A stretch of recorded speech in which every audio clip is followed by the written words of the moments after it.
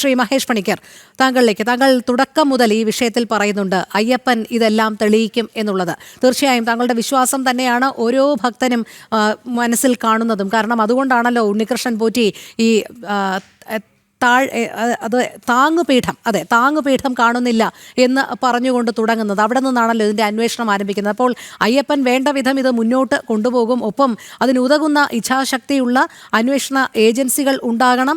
എങ്കിൽ മാത്രമേ നമ്മൾ പറഞ്ഞതുപോലെ ഏതാനും കിലോയുടെ സ്വർണം മാത്രമല്ല, ഈ കാലാകാലങ്ങളായി അവിടെ നിന്ന് കടത്തിക്കൊണ്ടിരുന്ന ഒരു വൻ കൊള്ളയുടെ സത്യം കൂടി പുറത്തു വരികയുള്ളൂ. ഇനിമേലിൽ ഇതാരും ആവർത്തിക്കാതിരിക്കാൻ നമ്മുടെ സംസ്ഥാനത്ത് ധാരാളം ക്ഷേത്രങ്ങളുണ്ട്. അവിടെയൊക്കെ എന്തൊക്കെ നടന്നിട്ടുണ്ട് എന്നുള്ളത് ആർക്കും അറിയില്ല. അതുകൊണ്ട് ഇനിമേലിൽ ആരും ഇതുപോലെ ഭഗവാന്റെ ഒരു വസ്തുവിലും കണ്ണുവയ്ക്കാതിരിക്കാൻ തക്കവണ്ണമുള്ള ഒരു അന്വേഷണവും പുരോഗതിയുമായിരിക്കണം ഈ വിഷയത്തിൽ വേണ്ടത് എന്ന് തന്നെയല്ലേ കരുതുന്നത്?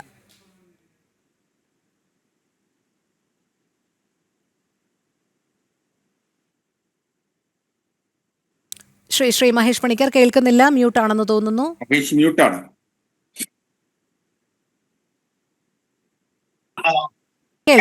കേൾക്കാം, പറഞ്ഞോളൂ. ഏകദേശം 333 കോടി രൂപയാണ് ഈ മണ്ഡല 41 ദിവസത്തെ പൂജ കൊണ്ട് അവിടെ വന്നത്. അത് 35-36 ലക്ഷം ആൾക്കാരാണ് അവിടെ വന്നത്. ഏകദേശം ഒരാൾ 1000 രൂപയോളം അവിടെ നമ്മളെ കാണിക്കായിട്ടും അല്ലെങ്കിൽ അവിടുത്തെ അരവണ അല്ലെങ്കിൽ അവിടുത്തെ ദേവസ്വം ബോർഡിലേക്ക് ഡയറക്റ്റ് വന്നിട്ടുണ്ട്.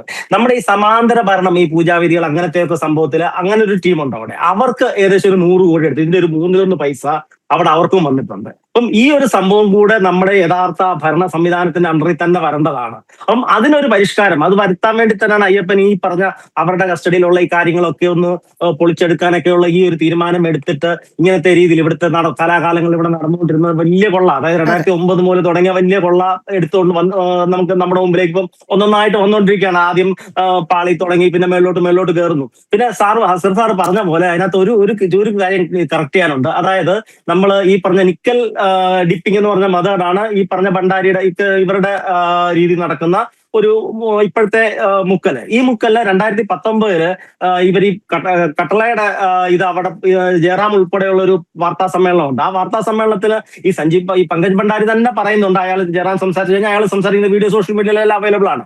അതിനകത്ത് അയാൾ പറയുന്നുണ്ട് 3 ഗ്രാം മതി ഒരു സ്ക്വയർ ഫീറ്റിന്, 1 ഗ്രാമിന് ഇത് 25 കൊല്ലം കഴിഞ്ഞും തിരിച്ചെടുക്കാം, ഇതിനകത്ത് മറ്റേതൊന്നും ഇല്ല, അങ്ങനെ വളരെ വ്യക്തമായിട്ട് അതിനകത്ത് പറയുന്നുണ്ട്. അപ്പം ആ ഒരു സംഭവത്തെ കുറിച്ച്, അതായത് ഈ ഓക്സിഡൈസേഷൻ വന്ന് കാലത്തിൽ ഇതിനകത്ത് എന്തെങ്കിലും സ്വർണ്ണം ഒരിക്കലും ഓക്സിഡേഷൻ സംഭവിക്കത്തില്ല. 100 കൊല്ലോ 500 കൊല്ലോ 1000 കൊല്ലോ കഴിഞ്ഞാലും സ്വർണ്ണം എത്ര ഗ്രാം ഉണ്ടോ അത്രയും ഗ്രാമിന് പ്രകൃതിയുടെ യാതൊരു ഇടപെടലുകളും അതിലേക്ക് കയറി വരത്തില്ല. അപ്പൊ സാർ അങ്ങനെ പിന്നെ ഒരു കൈയൊക്കെ പിടിച്ചിട്ടൊക്കെയുള്ള തേയ്മാനം വല്ലതും വരുവാണെങ്കിലേ ഉള്ളൂ. കാര്യം നമ്മളിപ്പം പറവന്റെ ഒക്കെ ഇതിനകത്തൊക്കെയുള്ള 3000-4000 കൊല്ലം പഴക്കമുള്ള എത്രയാണോ വെച്ചിരിക്കുന്നത് അത്രയും തന്നെ അതിനകത്തുണ്ട്. അപ്പൊ അങ്ങനെ സ്വർണം കുറവ് കാര്യത്തിൽ മറ്റ് ലോഹങ്ങൾ കൂട്ട് ഓക്സിഡൈസേഷൻ ചെയ്തിട്ട് അത് നഷ്ടപ്പെടത്തില്ല.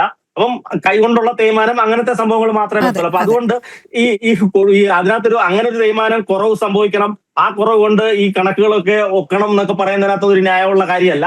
അപ്പം അത് എങ്ങനെയാണോ പിന്നെ ഈ തെളിവില്ല, നമ്മൾ ഈ കട്ടള ചെയ്യുന്നതിനകത്ത് തെളിവില്ല എന്നൊക്കെ പറയുന്നത് അത് വളരെ സാങ്കേതികത്വം മാത്രമാണ്. കാര്യം അങ്ങനെയാണെങ്കിൽ മൊത്തത്തിലും തെളിവില്ലല്ലോ.